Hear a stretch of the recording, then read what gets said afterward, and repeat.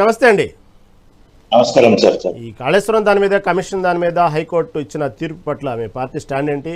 వాస్తవంగా కాంగ్రెస్ బీఆర్ఎస్ రహస్య ఒప్పందం అంటున్నారు, ఏ ప్రాతిపదికన అంటున్నారు, ఏమంటారు కృష్ణారెడ్డి గారు మీ పార్టీ? సార్, ముందుగా మీకు మెగా9 వీక్షకులకు, అలాగే ఈ చర్చా వేదికల్లో పాల్గొంటున్న వివిధ పార్టీల నాయకులకు, పెద్దలకు అందరికీ శుభ సాయంత్రం తెలియజేసుకుంటున్నా సార్. ఏంటంటే తెలంగాణ వచ్చిన తర్వాత నుంచి, కేసీఆర్ ప్రభుత్వం ఏర్పడిన దగ్గర నుంచి, కాళేశ్వరం అనే ప్రాజెక్టు మొదలు పెట్టిన రోజు నుంచి దాని మీద అవినీతి ఆరోపణలు కానీ, అక్రమాల గురించి కానీ ప్రచారం జరుగుతూనే ఉన్నది. గత బీఆర్ఎస్ ప్రభుత్వం అది పూర్తి స్థాయిలో తెలంగాణ ప్రజానీకానికి నీతి వృత్తం చేయలేకపోయింది. దాని మీద ఆరోపణలకు వచ్చిన వాటిని తప్పు అని నిరూపించడంలో ఆనాడు తెలంగాణ బీఆర్ఎస్ ప్రభుత్వం పూర్తి స్థాయిలో విఫలమైంది. దాని ఆధారంగా జరిగింది. ఇందాక పవన్ అక్క గారు మాట్లాడుతున్నారు, బాంబులు పెట్టిండ్రు అంటున్నారు. అది ఏదైతే బాంబులు పేలిని అంటున్నారో, కూలింది అంటున్నామో, అది నాసీ రకమైన పనులతోటి, అవినీతితో చేసడంతో అది కూలిపోయిన దగ్గర బాంబులు పెట్టి పేల్చింది అంటున్నారు. ఆనాడు మీ పార్టీ ప్రభుత్వమే ఉంది. ఎలక్షన్స్ ముందు అక్కడ ఎవరు మీడియా వాళ్ళు పోయినా, ఎక్కడ పోయినా, అక్కడ మేటిగడ్డ దగ్గర అయినా, కాళేశ్వరం దగ్గర అయినా మీరు పెట్టిన 144 సెక్షన్ పెట్టి ఒక యుద్ధ వాతావరణాన్ని క్రియేట్ చేసి ప్రజలకు అపోహ కల్పించిందే మీ పార్టీ, మీ ప్రభుత్వం.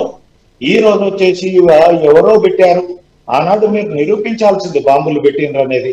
ఇంకొకటి మీరు చెప్తున్నారు, కేసీఆర్ గారు అవినీతి చేయలేరు, కరెక్టే, అధికారులు కూడా అవినీతి చేయలేరు అనేది మాట్లాడుతున్నారు. కాళేశ్వరం ప్రాజెక్టులో పనిచేసిన ఇంజనీర్ దగ్గర ఒక్కొక్కరి దగ్గర గవర్నమెంట్ వాల్యూలో 600 నుంచి 700, 800 కోట్ల డబ్బు దొరికింది ఏసీపీకి. అది ఎక్కడి నుంచి వచ్చింది, ఏంది? మనము ఒకటి మాట్లాడేటప్పుడు ప్రాజెక్టు ఉద్దేశం మంచిదే కావచ్చు, దాని మీద జరిగిన అవినీతిని కానీ, దాని మీద జరిగిన నాసిరకమైన పనిని కూడా మనం కప్పుపుచ్చుకోవడానికి ప్రయత్నం చేసుకోవడం అనేది కరెక్ట్ కాదు. ఇంకొక అంశం ఏంటంటే, నేను ఇందాక రామ్మోహన్ రావు గారు మాట్లాడారు కాబట్టి నేను చెప్తున్నాను, ఇందులో బీజేపీ మాట్లాడుతున్నది ఏంటంటే, నేను గత 2 సంవత్సరాల నుంచి ఈ కాళేశ్వరం ప్రాజెక్ట్ ని అడ్డం పెట్టుకొని రేవంత్ రెడ్డి గారు ఎలాంటి రాజకీయాలు చేస్తున్నాడు అనేది క్షుణ్ణంగా బీజేపీ గమనిస్తూనే ఉన్నది, బీజేపీ ఆలోచన చేస్తూనే ఉన్నది. ఏ కాళేశ్వరము అవినీతిలో భాగం కొంత రేవంత్ రెడ్డి గారికి రావడం జరిగింది. ఆ రేవంత్ రెడ్డి గారికి వచ్చిన డబ్బు ఢిల్లీకి మూటలు పోవడంతో కాళేశ్వరం మీద కమిషన్ నీరు గారిపోయింది. ఇదేంటంటే ఢిల్లీకి ఏదో సిబిఐకి ఇచ్చినని బీజేపీ మీదకి రుద్దే ప్రయత్నం చేసి, సిబిఐకి ఎలాంటి ఆధారాలను కానీ, ఎలాంటి రిపోర్ట్లు కానీ సబ్మిట్ చేయకుండా పక్కదారి పెట్టేసేసి, ఇప్పుడు ఏదైతే 2 సంవత్సరాలు పూర్తి స్థాయిలో టైం వేస్ట్ చేసి ఒక ఘోష్ కమిషన్ అని తెప్పించుకొని దాని మీద ఏం చర్యలు తీసుకున్నాడు, ఏం రిపోర్ట్ వచ్చిందనేది డిస్కస్ చేసిన అన్నాడు అసెంబ్లీలో. మరి దాని మీద రాష్ట్ర ప్రభుత్వం ఎలాంటి చర్యలు తీసుకున్నది అనేది తెలియట్లేదు.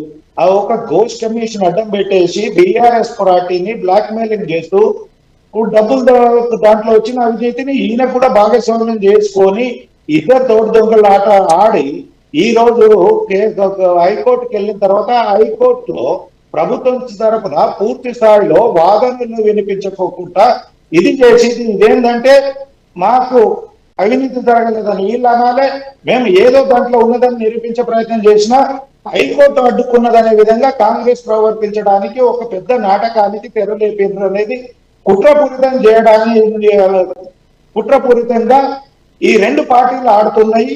దీనితోటి తెలంగాణ సమాజాన్ని మభ్యపెట్టే ప్రయత్నం చేస్తున్నారు. దీని మీద పూర్తి స్థాయిలో అవినీతి జరిగిందనేది వాస్తవం, ఎవరన్నా కాకపోయినా. ఎందుకంటే అధికారుల దగ్గరనే ఒకరిద్దరే కాదు, 100 మంది దగ్గర కూడా దొరికిన తర్వాత మనం అది మాట్లాడడానికి కూడా సమంజసంగా. ఇంకొక అంశం ఏంటంటే, వీళ్ళు ఈ 5-6 నెలల నుంచి ఇప్పుడు ఫార్ములా 1 కేసు ఎటువైందో, రేపే అరెస్ట్ అవుతున్నాడు, పొద్దున్నే అరెస్ట్ అయిపోతున్నాడు, అయిపోయింది. కేసీఆర్ ను కూడా అరెస్ట్ చేస్తారు, కేటీఆర్ ను అరెస్ట్ చేస్తాడు, హరీష్ రావును అరెస్ట్ చేస్తారని చెప్పేసి లేఖలు ఇచ్చి భయపెట్టుకొని రాజకీయం చేస్తుంది ఎవరు, ప్రభుత్వం నడుపుతున్నది ఎవరు అనేది పూర్తి స్థాయిలో తెలంగాణ సమాజం గమనిస్తుంది, బీజేపీ కూడా గమనిస్తుంది. ఇదన్నిటికీ మరి ఎందుకు అడ్డుకట్టబడుతుంది? పూర్తి స్థాయిలో ఎవరు తప్పించుకోలేరని మాట్లాడిన రేవంత్ రెడ్డి ఎందుకు దీన్ని వెనకాడు చేస్తున్నాడు? ఇప్పుడు ఏంటంటే మనం గత 5-6 నెలల నుంచి మనం కానీ నేను కానీ మా పార్టీ కానీ తెలంగాణ సమస్య పూర్తిగా అవగాహన చేసుకుంటున్నది ఒకటే అంశం. ఈ వీళ్ళు మీ మీద మేము అనాలా, మీరు మీద మీరు అనాలా.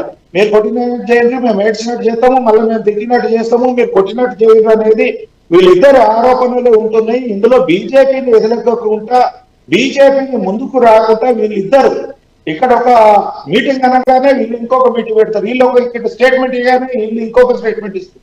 దీంతో బీజేపీని ఎదగకుండా ఒక కుట్రపూరితంగా రెండు పార్టీలు మ్యాచ్ ఫిక్సింగ్ గా చేస్తున్న కుట్ర కోణమే తప్ప ఇది తెలంగాణ సమస్యకు ఉపయోగపడే విధంగా, తెలంగాణ ఆలోచన చేసే విధంగా రెండు పార్టీలకు లేదని చెప్పేసి తెలియజేస్తున్నాం. రైట్ కృష్ణారెడ్డి, మళ్ళీ మీ దగ్గరకు వస్తాను. ఉద్దేశం మంచిదే కావచ్చు అన్నాను, మంచిది అనలే, ఉద్దేశం మంచిదే కావచ్చు అన్నాను, అంతేగాని పావని గారు ఒక్క నిమిషం ప్లీజ్ చెప్పండి కృష్ణారెడ్డి. ఇందాక మీరు సిబిఐని పంపించాల్సింది, ఈడీని. మీరు గత 10 ఏళ్ళు అధికారంలో ఉన్ననాడు సిబిఐ తెలంగాణలోకి రాకుండా బ్యాన్ పెట్టుకున్నది మీరే. ఏ మీ మీద దర్యాప్తులు రాకుండా, మీ మీద అవి ఇది రాకుండా చేసుకున్నది మీరు.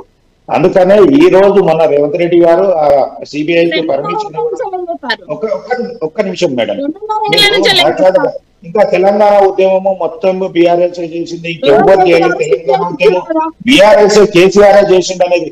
ఇవాళ తెలంగాణ ద్రోహులు అందరూ మీ పార్టీలో ఉన్నారు. ఒక్క కేసీఆర్ కావచ్చు తప్పితే కేసీఆర్ తెలంగాణ ద్రోహులు, తెలంగాణ వ్యతిరేకించిన వాళ్ళే మీ పార్టీలో ఉన్నారు, మంత్రులుగా చేసిన వాళ్ళు ఉన్నారు. మీ పార్టీ మీ కేసీఆర్ గారు, మీ బాపే అసలైన తెలంగాణ వాదులను, తెలంగాణ ఉద్యమంలో కొట్లాడి కేసులు పెట్టించుకున్న వాళ్ళం.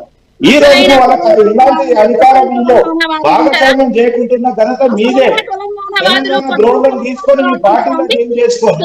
ఈ రోజు మేమే తెలంగాణ తెచ్చినామంటే తెలంగాణ తెచ్చింది కర్షకులు, కార్మికులు, తెలంగాణ సమాజం మొత్తం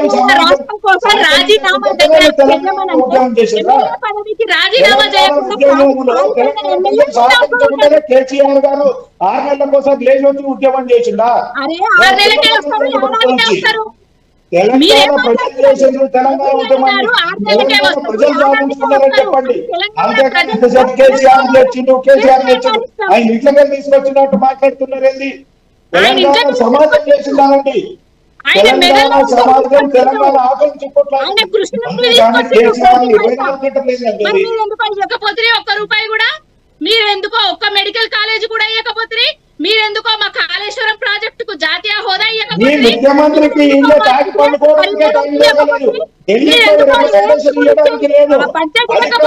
ఉన్నాడు.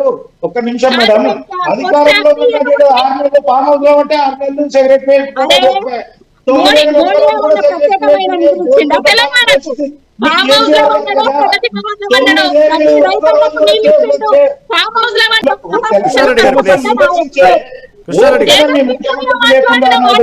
మీరు ఒక్కరు కూడా స్పందించకపోతే కృష్ణారెడ్డి గారు కేంద్ర మంత్రిగా ఉండి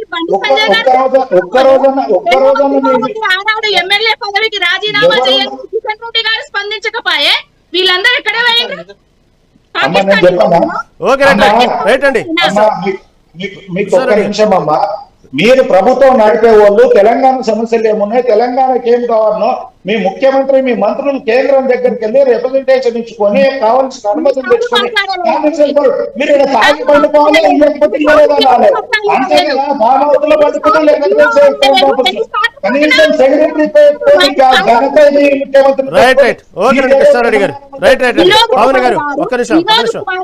వినోద్ కుమార్ గారు పార్లమెంటు సభ్యులు మా కరీంనగర్ కు ట్రిపుల్ ఐటీ కావాలనేసి ఎన్నిసార్లు మొరబెట్టుకున్నారు పార్లమెంట్ సాక్షిగా.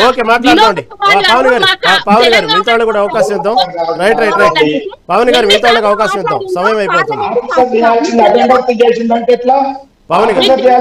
అటెండర్ చేస్తే ముఖ్యమంత్రి మంత్రులు పోవాల్సిన దగ్గర మీ మంత్రి పోయిందని చెప్తే మీ ఎంపీ పోయిందంటారు. ఏ శాఖకు సంబంధించిన మంత్రి ముఖ్యమంత్రి పోయి రిప్రజెంటేషన్ చేసుకోవాలి. కానీ మీతో వాళ్ళకి అవకాశం ఇద్దండి, సమయం అయిపోతుంది. కృష్ణారెడ్డి గారు మీతో వాళ్ళకి అవకాశం ఇద్దాం ప్లీజ్. కృష్ణారెడ్డి గారు మీతో వాళ్ళకి అవకాశం ఇద్దాం. కృష్ణారెడ్డి గారు మీతో వాళ్ళకి అవకాశం ఇద్దాం.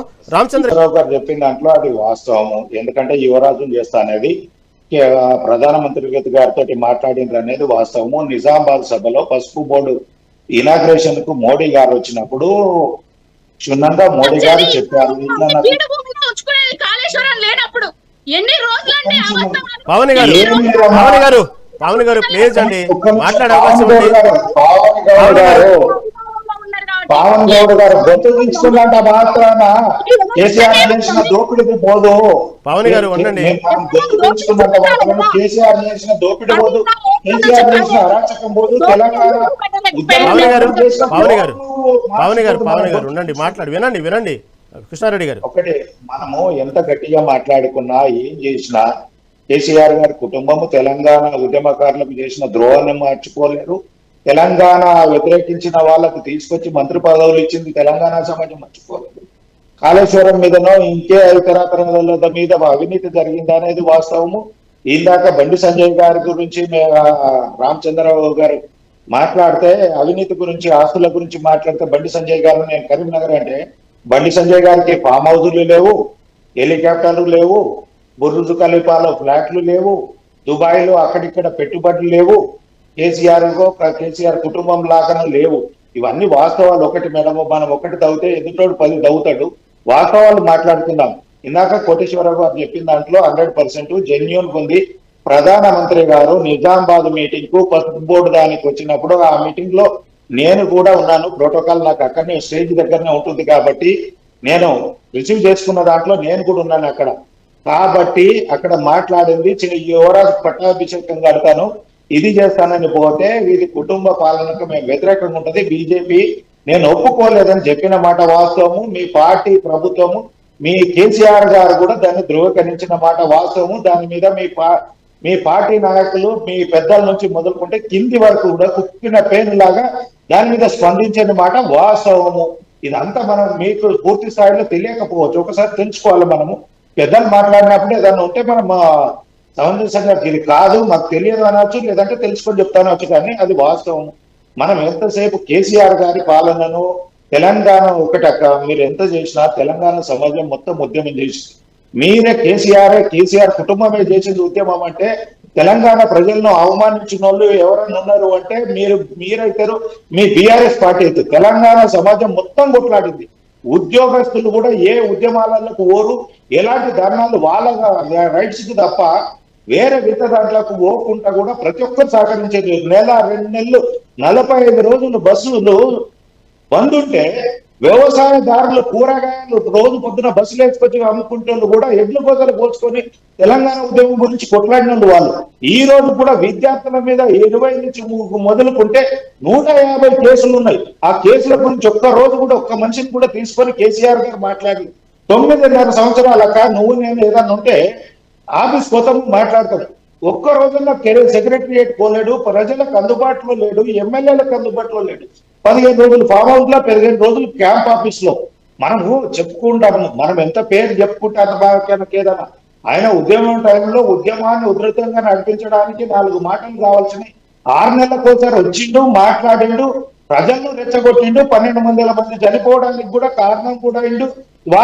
వారి కుటుంబాలకు కనీసం ఈ రోజు వరకు 10 సంవత్సరాల అధికారం చెలాయిస్తే వారికి కుటుంబానికి కింద రూపాయి మంది బెనిఫిట్ చేయడం ఏదైనా కలుగుతున్నదంటే మీ కేసీఆర్ గారే.